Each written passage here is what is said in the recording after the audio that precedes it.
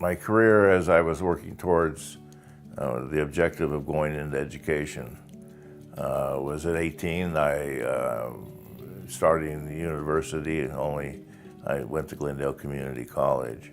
I was a custodian in the Alhambra district, and then things continued from there.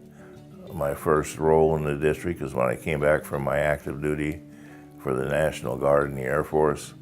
I was in the library, taking over a long-term sub position. And then from that, I went into a sixth grade position for the rest of the year.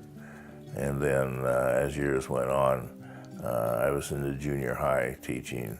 And from that point, I went into an assistant principalship, then a principalship, and then an assistant superintendent. And then I left the district and went to Pendergast as a superintendent, and then over to Glendale as a superintendent. I spent 12 years in the superintendency and then retired. Well, education, in my opinion, and many others that I associate with, is the heart and blood of our democratic society. Without providing our students today with a background and a foundation to survive in this world would be disastrous. So that's our job, that's what we do well, and that's why education is so important to me.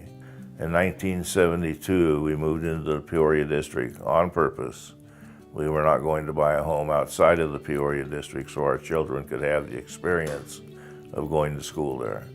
And they went to school in the district through K-12 and are doing exceptionally well in business today. There's a place in my heart for Peoria because it's done so well for my children. There's many people that feel my kids are done, I don't have to worry about it.